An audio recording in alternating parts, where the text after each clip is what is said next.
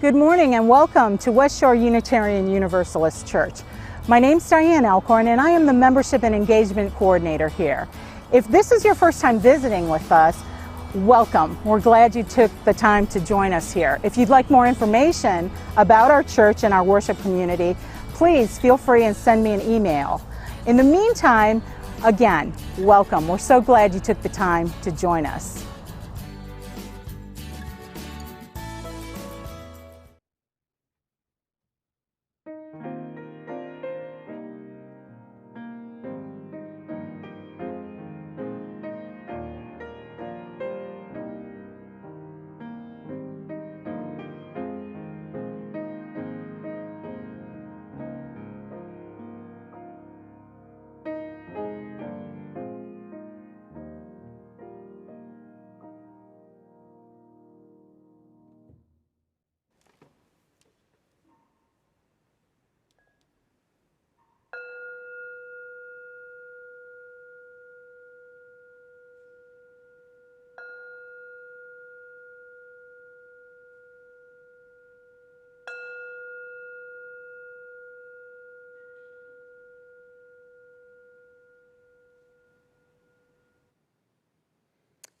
Welcome to West Shore Unitarian Universalist Church, a spiritual community whose hope is audacious and whose vision is for a more equitable and just world for all.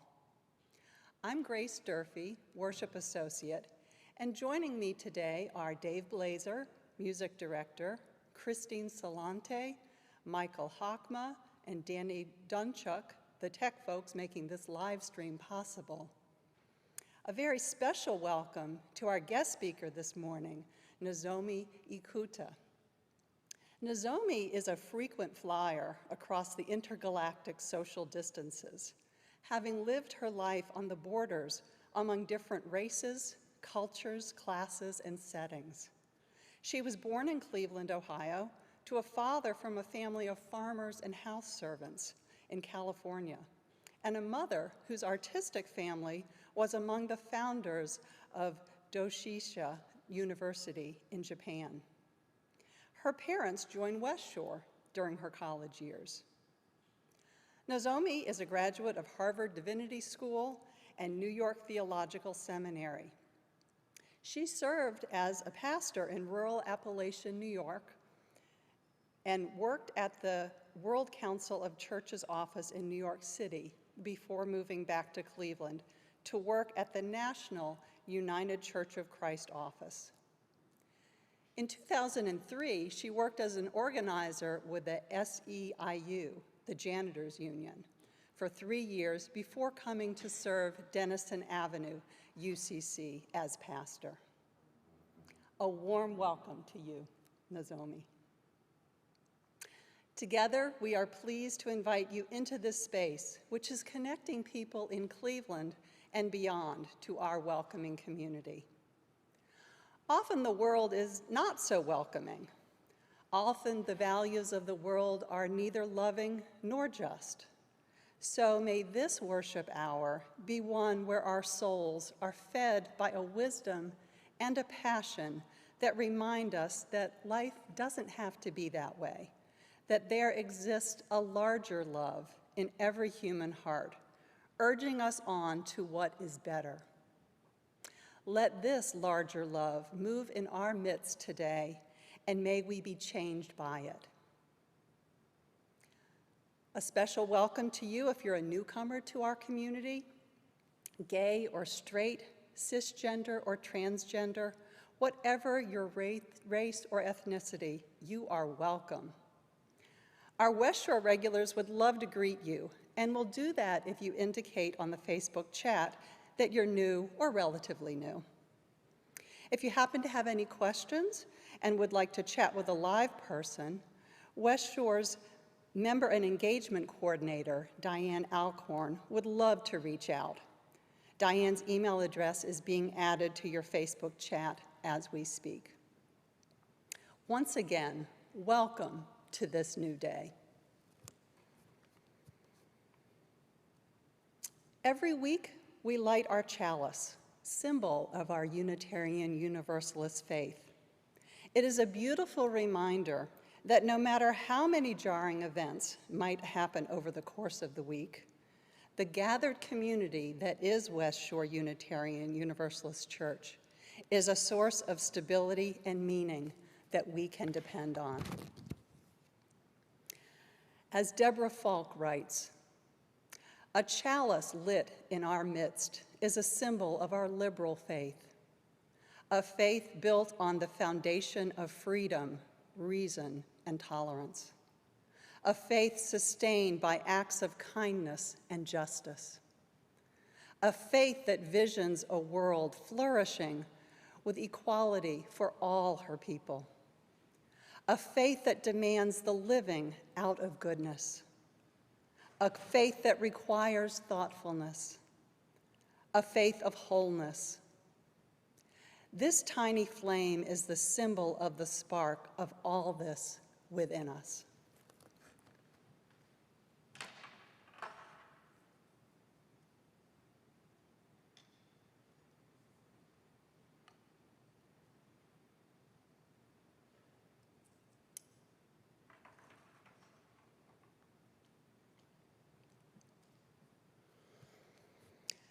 Together in spirit, we are one. Let us witness to the unity of our spirit by saying together our unison affirmation words. Love is the spirit of this church, and service is its law. This is our great covenant, to dwell together in peace, to seek the truth in love, and to help one another. El amor es el espíritu de esta iglesia y el servicio su ley. Este es nuestro magnífico convenio, vivir juntos en paz, buscar la verdad en el amor y ayudarnos los unos a los otros. So may it be. And now we turn to our time of greeting. We greet each other in the midst of our joys and struggles, some of which are personal, but others of which are public. Our hearts go out to those who lost loved ones in the recent condo collapse in Florida, or those who are still awaiting news. We give thanks for the flowers for today's service, donated by Kim Shepard and Beth Blissman to celebrate the memory of their mothers' birthdays. The floral arrangement was created by Jerry Devis. We offer our sincere condolences to Amanda, husband Hal, and grandson Elliot Martin on the loss of Amanda's mother, Ruthie Rice, who died in Florida on June 23rd. Cards, notes, and calls are welcome. We also send our thoughts and prayers for a good recovery to Marcia Perrins, wife of Mary Jo Maish, who begins rehab therapy soon following a recent fall and surgery. Marcia is doing well and receiving great care. Cards, notes, and emails are welcome. Please see your e-news for contact information. Let each of us now say the names of people whom we are holding in our personal thoughts and prayers this morning. People in the West Shore community and people beyond. Wherever you happen to be, say these names out loud into the space of your room, as if the act of just saying the name is like a prayer, which it is. You may even type the name into our West Shore Facebook chat if you like. I will pause for a moment as we do this.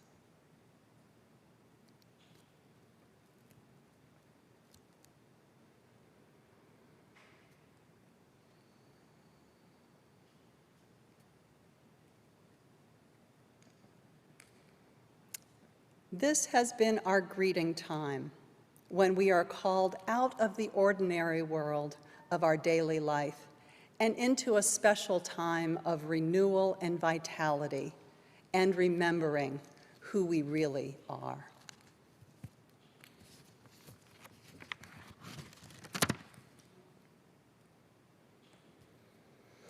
And now I would like to offer a reflection on my own muddy waters. It was right around this time, about 34 years ago, that I felt as if my life was crumbling before my eyes. I was a month and a half from walking down the aisle, and I had traveled from Philadelphia, where I was living and working at the time, to Hull, Massachusetts, for a 4th of July family gathering with my fiance's family. I was really excited about the visit. It was a rare treat to see Dave again. We'd been together 5 years, ever since the first weekend of my sophomore year at William and Mary. Once he finished his MBA there, he moved back to the Northeast. So we had been long distance in our relationship, longer than we had been in person. Everything was coming together beautifully for our wedding, and I was looking forward to going over details. I'd booked a honeymoon to Hawaii, had finished sewing all the bridesmaids' dresses, found a wedding gown for $150 that fit me perfectly off the rack. And the invitations, which had just come back from the printer, looked great. I planned to get addresses from his mom during my visit and to send the invites out after the holiday weekend. But my joy quickly turned to confusion and worry when I noticed that everyone at the family gathering was being introduced according to their relationship to someone in the family. I was being introduced simply as Grace, with no mention of Dave, my fiance.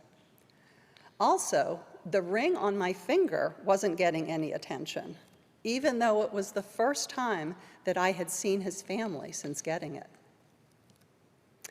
I began to have this sinking suspicion that Dave hadn't told his family about our engagement or wedding plans.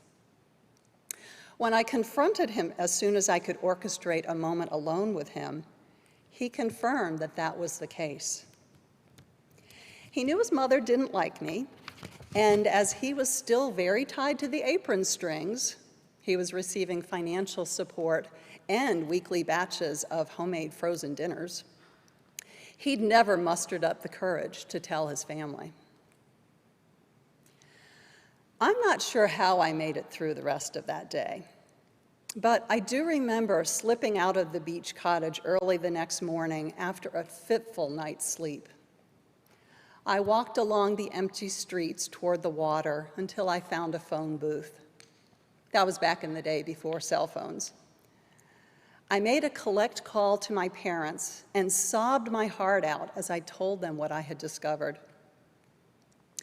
By then, I was clear that the wedding needed to be called off, but beyond that, I couldn't see a way forward. My dad, who was a gruff Archie Bunker kind of guy, told me, "Grace, you are the kind of person who can fall into a pile of shit and come out smelling like a rose." Dave still wanted to try to work things out, and although I strongly doubted that we could bounce back from this, I agreed to go ahead and move up to the Boston area. I didn't have anything keeping me in Philly.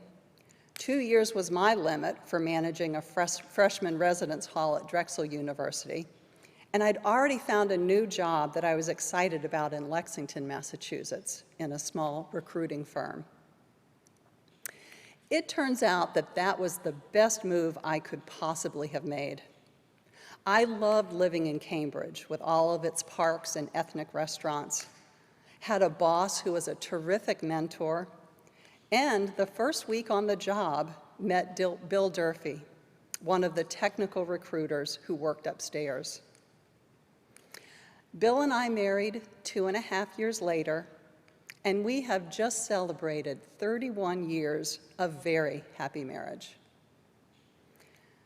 So sometimes what you think is the worst possible thing ends up being the very best possible thing.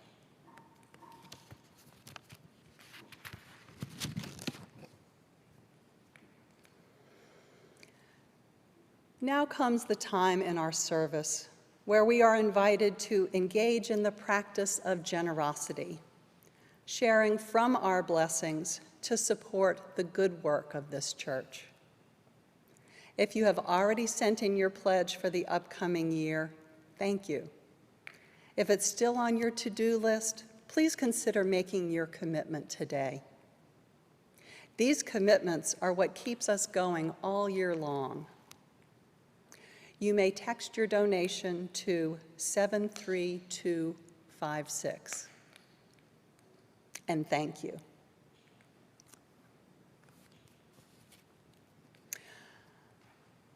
Our anthem this morning is a video of the Hawaiian song, Kaulana Na Pau.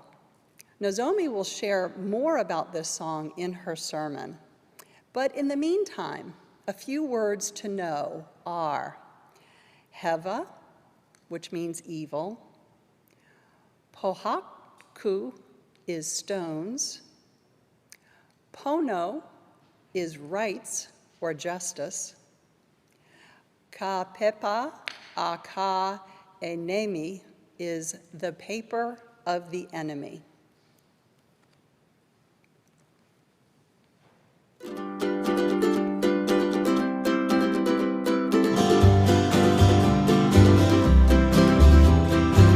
Kaulana na pua o Hawaii, kupa'a mahope o ka waina. Iki mai ha'elele o ka loko ino, pala anunu me ka paka.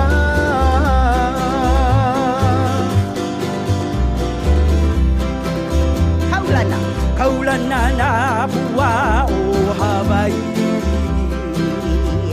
atu pa'a mahope o ka ainai. Iki mai ka elele o ka loko ino, pala anunu me ka paka.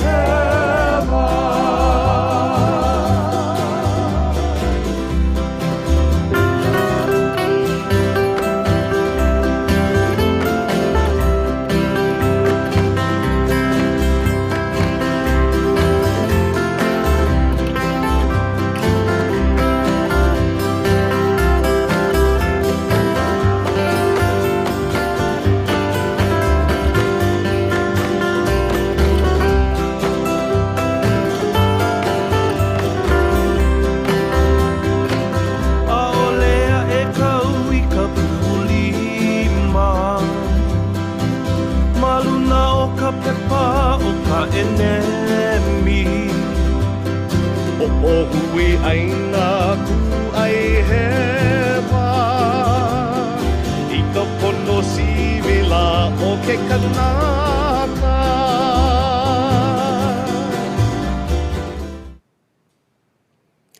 I now invite you into the stillness and acceptance of this present moment.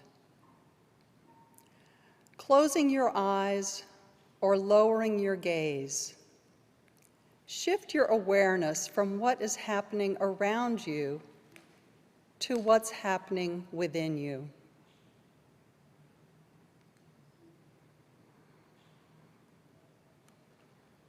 Fully arrive right here and now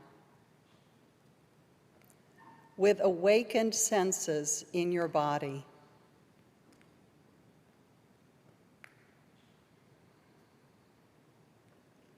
An awareness of the passage of your breath.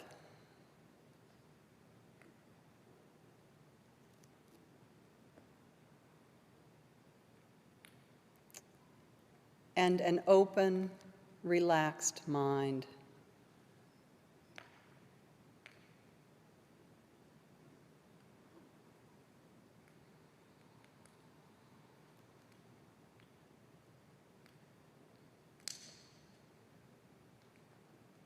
As thoughts, feelings, and sensations come up,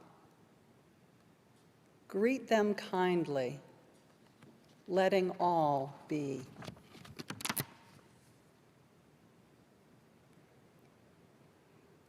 Embrace them in a compassionate space of deep acceptance and allowing.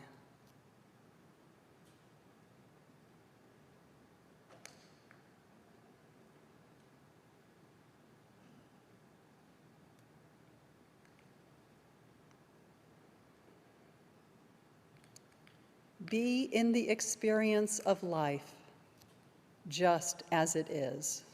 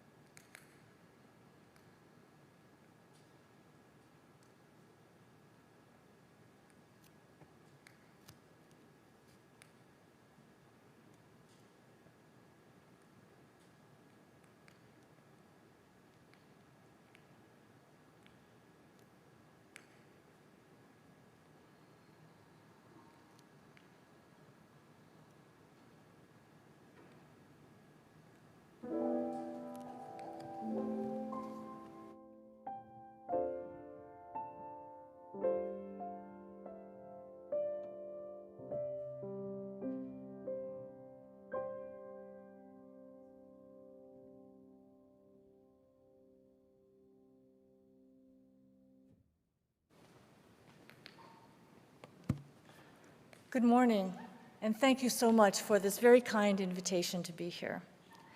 I also wanted to pause to give thanks to my ancestors, and especially my mom and dad, who were members here at West Shore for a couple of years.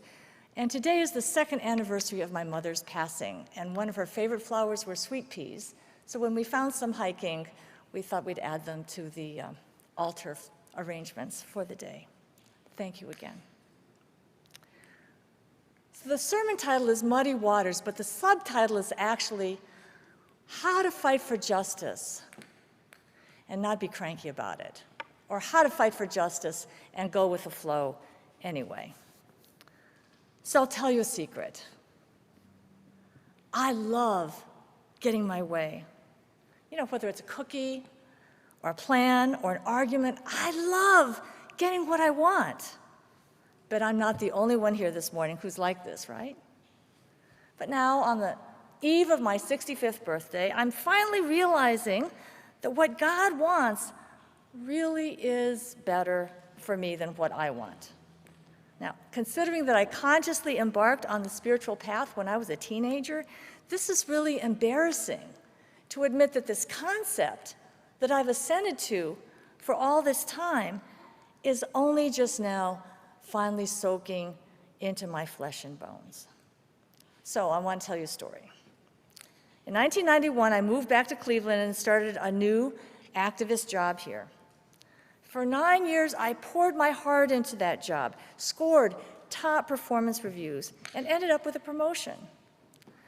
I envisioned myself rising to the top of the organizational chart and gaining a position of national prominence, a comfortable salary, and a good pension.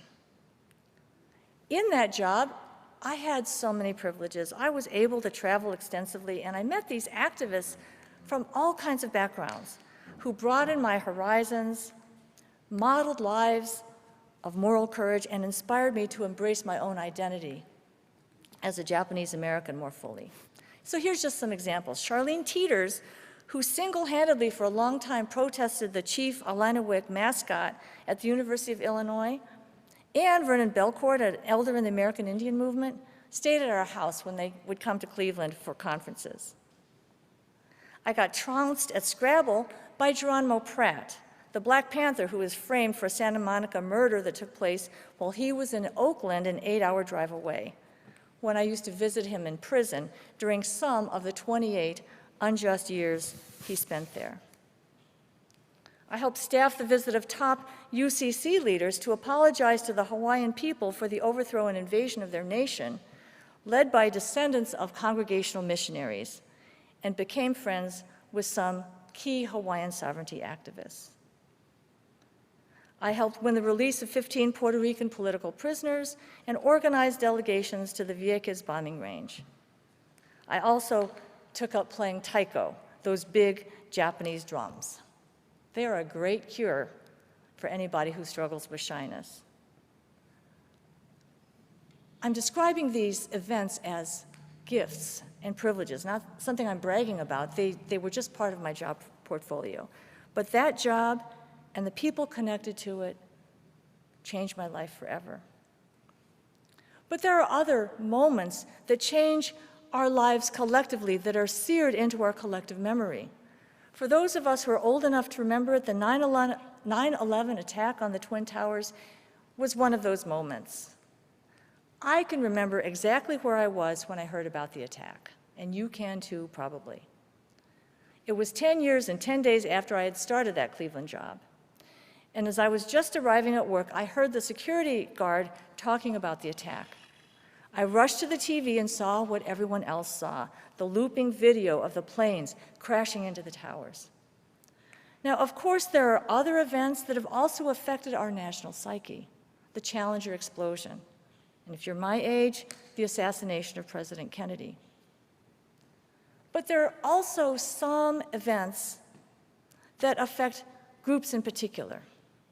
In my family's case, there's the imprisonment and relocation of people of Japanese ancestry. My 96-year-old aunt can still tell the story of having to rush from the special graduation ceremony for the Japanese kids to the train that would take her to the concentration camp in Poston, Arizona.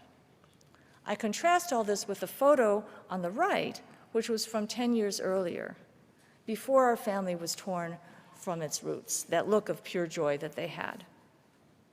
For African Americans, specific dates and times connecting them and their families to the horrors of the Middle Passage, slavery, or Jim Crow may be lost in the historical mist, but the aftermath is still lived in high definition. The same can be said of Native people regarding the theft of their land or the boarding schools and urban relocation, or Latinx people and the constant crush of conquest and economic misery, or even Appalachian people who were pushed around from Scotland and Ireland before they ended up in the hills of eastern North America. The brunt of derogatory jokes and stereotypes that we would recognize as racist if they were applied to people of color. And for all of us, there are events that leave indelible marks on our individual lives. Far too many people, especially in neighborhoods like Denison, where I serve, suffer traumas of mental, physical, or sexual abuse, neglect, foster care, domestic violence, death, divorce, incarceration. Psychologists like West Shore member Dr. Lisa Ramirez tell us that even a couple of these adverse childhood experiences in young children increase the odds of lifelong health problems, not to mention the nagging doubts about our self-worth that plague our adulthood. Now tell the truth. How many of us who are not affluent, white, straight, cis males have easily shed all of our self-doubts and internalized isms and freely claimed our worth and power? In my case, although I was bullied as a child and have endured microaggressions throughout my adulthood, I've never experienced any of the more drastic traumas commonplace in the Denison neighborhood. But it's taken me most of 18 years to get over something that happened. 1 year, 147 days, and 1 hour after those planes hit those towers, I had my personal 9/11 moment on February 5th, 2003. By then, I had gotten that promotion. I had a double-size office with big windows, nice office furniture, and extra vacuuming that left those lines in the carpet. My new boss called me into his office where the chief operating officer and HR director were waiting. Here's a tip. If you're ever called into your boss's office and find the chief operating officer and HR director waiting for you there, plan on cleaning out your desk. My vision for myself in that upward climb up the organizational chart went poof. To be honest, though, it's not like I didn't see it coming. I won't bore you with the grim details of why I felt that getting fired was unfair, but I had challenged several decisions, and I knew that I had taken risks by speaking out about them.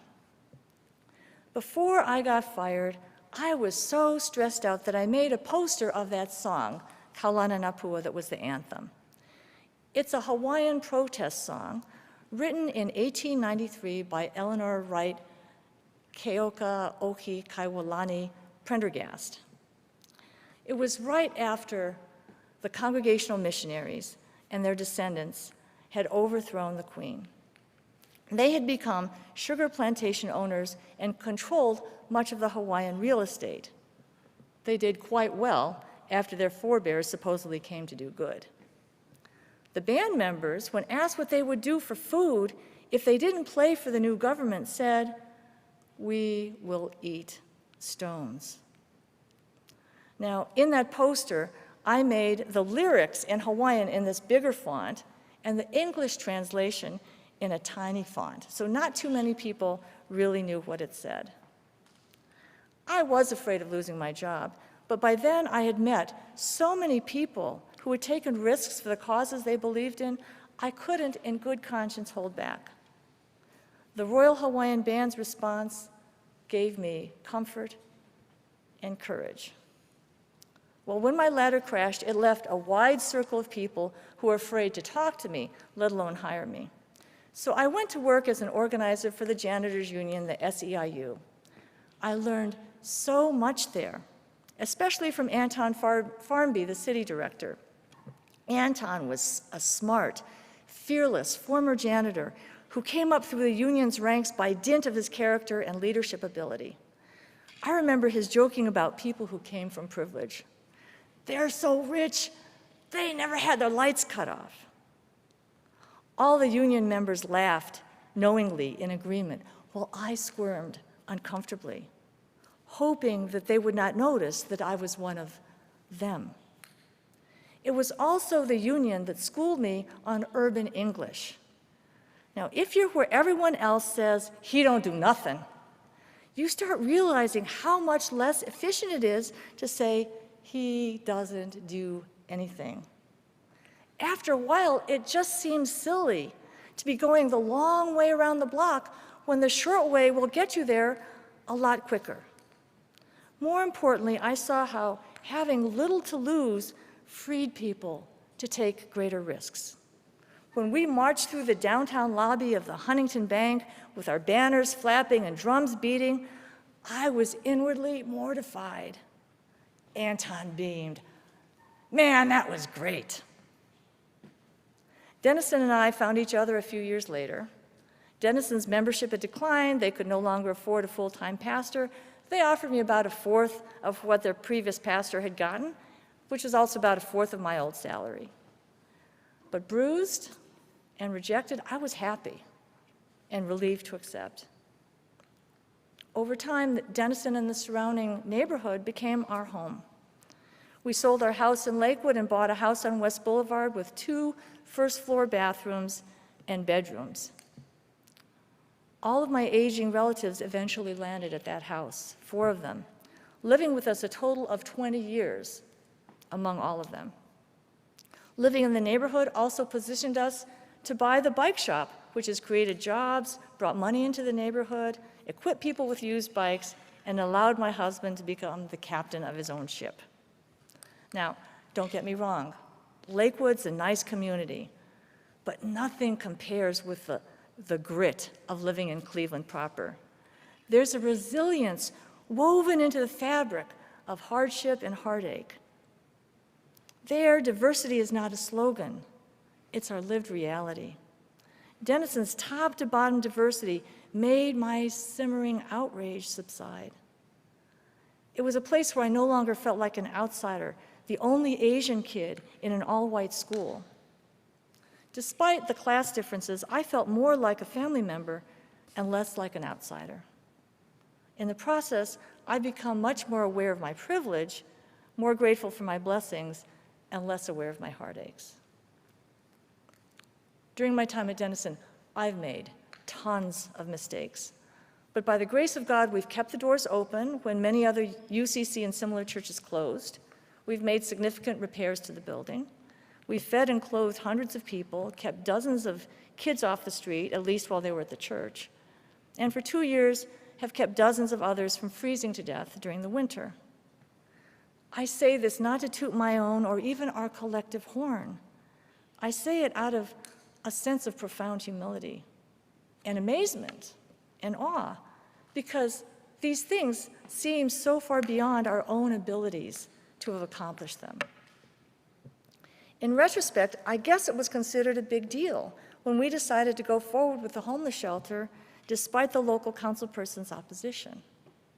But the truth is that I had met so many people who had taken much bigger risks and made bigger sacrifices.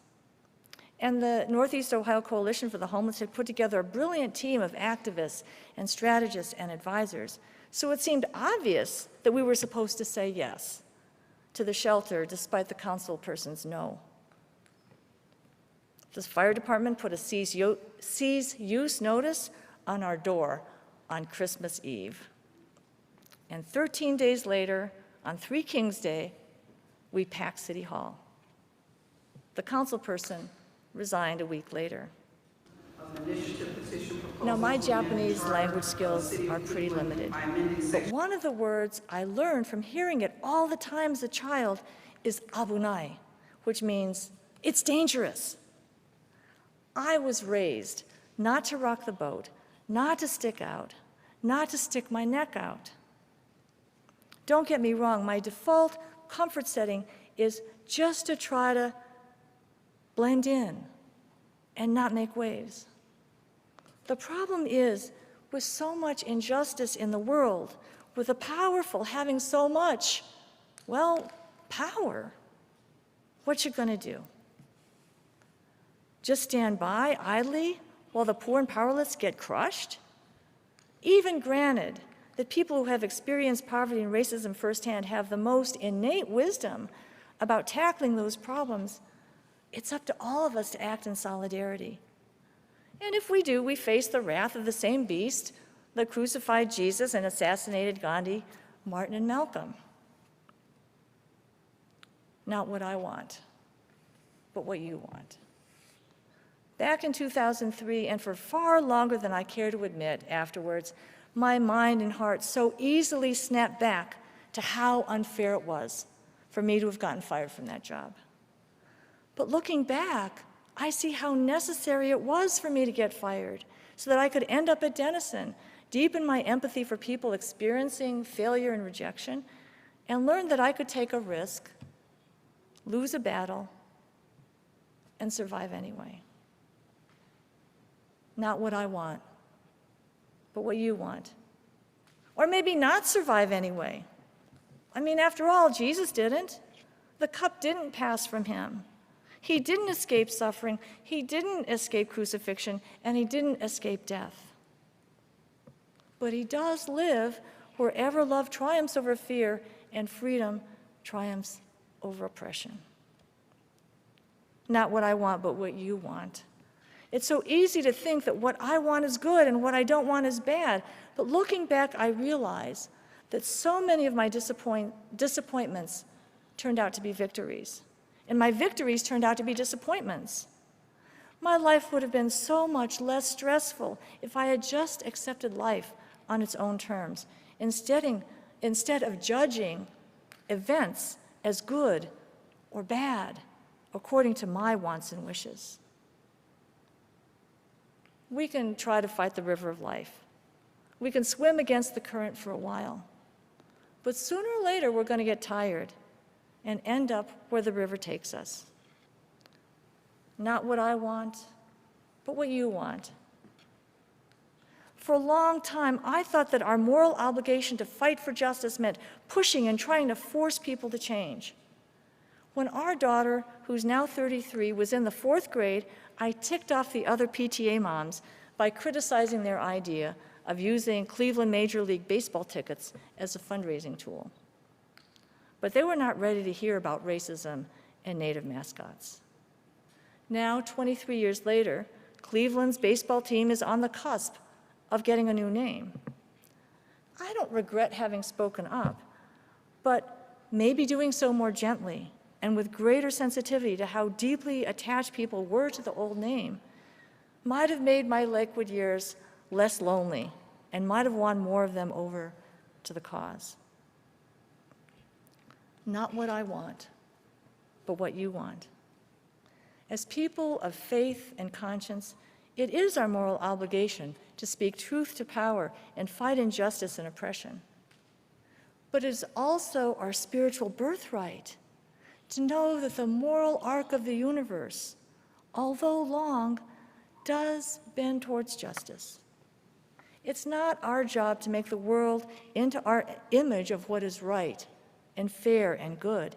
It's to align our will with the one who knows infinitely better than we do what part we are uniquely meant to play in helping God's reign to come and God's will to be done on earth as in heaven.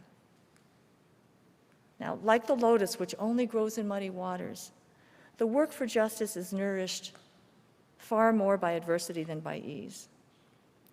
And unlike those of us, like me, who dare to assume that we deserved an unhindered ascent up the social ladder, let us claim the wisdom of people who endured captivity, the whipping post, and unspeakable brutality, and proclaim with them that God is good all the time. And all the time, God is good.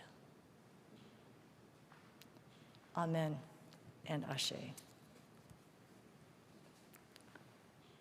Now, the next song is We Shall Not Give Up the Fight, We Have Only Started, and it comes from the South African freedom struggle.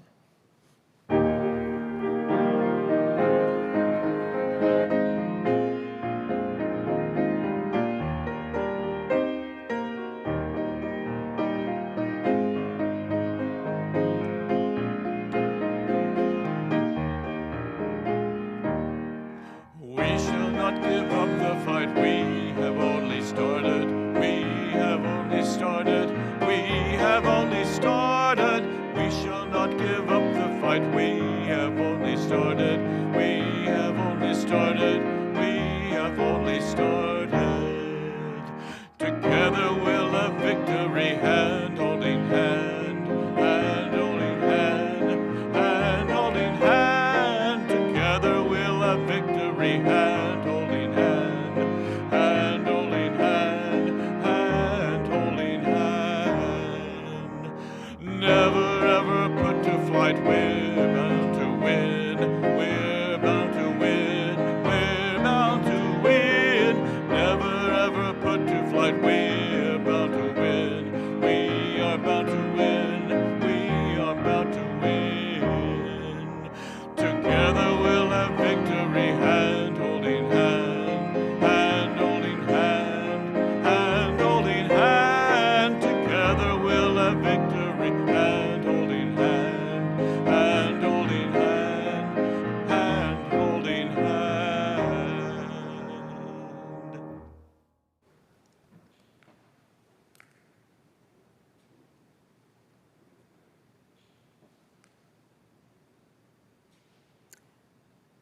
Now bring your chalice close to extinguish it as I extinguish the chalice here.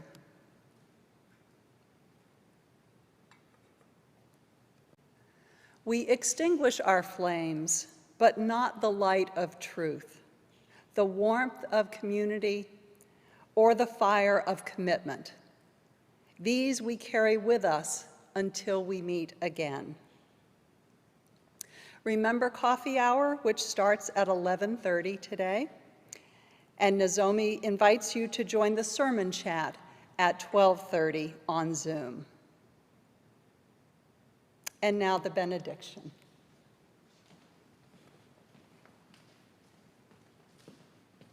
Let us go forth into the world in peace and joy. Let us speak truth to power, but still go with the flow. Amen and Ashe.